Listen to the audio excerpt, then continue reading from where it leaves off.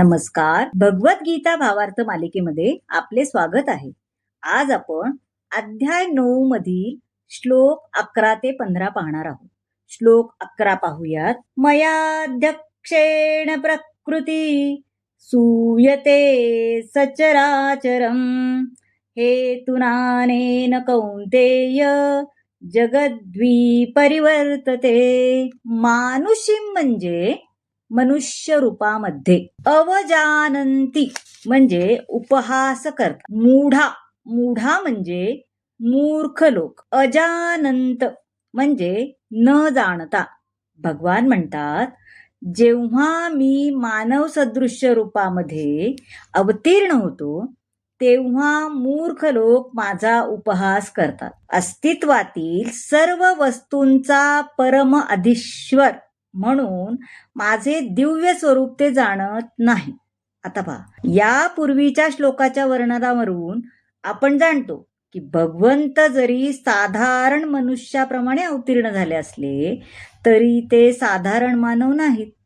संपूर्ण उत्पत्ती, पालन आणि विनाश करणारे भगवंत साधारण कसे असू शकतील? विद्वान मनुष्य हा जन्मताच आपल्या पूर्व सत्कर्मामुळे प्रतिभावान असू शकेल, परंतु त्याचे ज्ञान अत्यल्प असल्यामुळे त्याला श्रीकृष्णाबद्दल अशी संकल्पना असते का? नाही. म्हणून या श्लोकात त्यांना मूढा म्हटले आहे, कारण केवळ मूर्ख व्यक्ती श्रीकृष्णांना साधारण मानव समजतात. असेही अनेक निर्विशेषवादी लोक आहेत जे मंदिरातील पूजा अर्चनेचा उपास करतात. ते म्हणतात की जर भगवंत सर्वव्यापी आहेत तर मनुष्याने केवळ मंदिरात जाऊन त्यांची आराधना का करावी? आता हे जरी सगळे वाद घालीत बसले तरी कृष्ण भावनाभावित भक्त जाणतो की श्रीकृष्ण हे पुरुषोत्तम भगवान असले तरी ते सर्वव्यापी आहेत आणि आपल्या शक्तीच्या विविध अभिव्यक्तीद्वारे आणि विस्तारित रूपांद्वारे ते भौतिक आणि आध्यात्मिक जगतात सर्वत्र उपस्थित असतात. आता श्लोक 12 पाहूया. मोघाशा मोघ कर्माणो मोघ ज्ञाना विचेतसा राक्षसी मासुरीं चैव प्रकृतीं मोहिनीं श्रिताः. मोघ आशा म्हणजे निष्फळ आशा.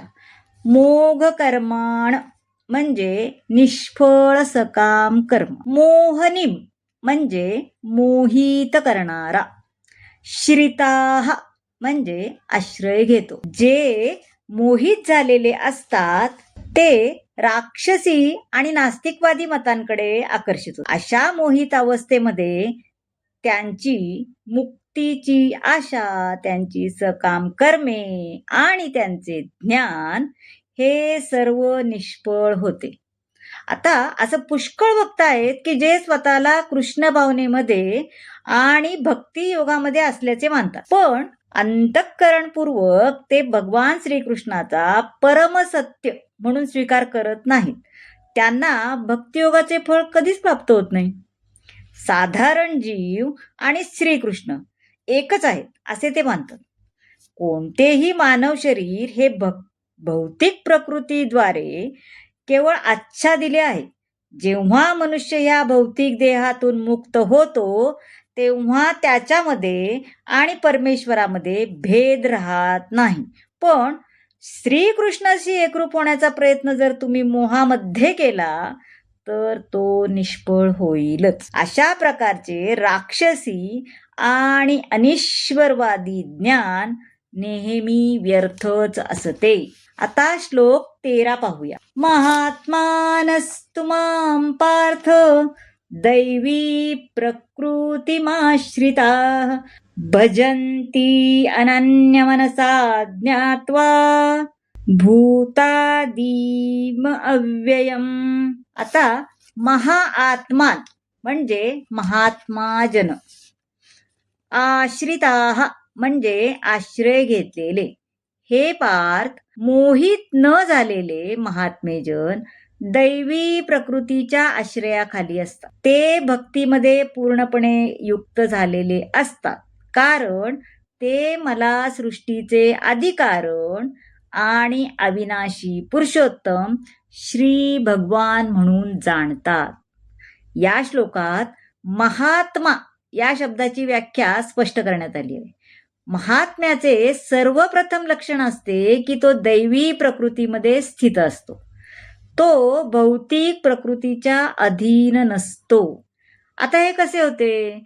जो मनुष्य भगवान श्रीकृष्णांना शरण जातो तो तात्काळ भौतिक प्रकृतीच्या अधिपत्यापासून मुक्त होतो. जेव्हा जीवाची उन्नती होते तेव्हा त्याला महात्मा पदाची प्राप्ती होते. आता श्लोक 14 पाहूया. सततं कीर्तयन्तो मा यत तंश्च दृढव्रता नमस्यन्तश्च मान भक्त्या नित्ययुक्ता उपासते. कीर्तयंत म्हणजे कीर्तन करीत, दृढव्रता म्हणजे दृढ निश्चयाने, नमस्यंता म्हणजे वंदन करीत, उपासते म्हणजे आराधना करतात. आता कोणत्याही साधारण मनुष्यावर शिक्कामोर्तब केल्याने तो महात्मा बनू शकत नाही. महात्मा हे सदैव भगवान श्रीकृष्णाचे गुणगान कीर्तन करीत असतात.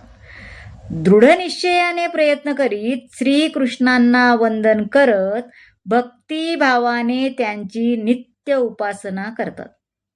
मनुष्याने पवित्र भगवन नामाची, भगवंताच्या शाश्वत रूपाची, त्यांच्या असाधारण लीलांची आणि दिव्य गुणांची स्तुती करत भगवंताचे कीर्तन करावे आणि उपासना करावी असं या श्लोकात सांगितलं आहे.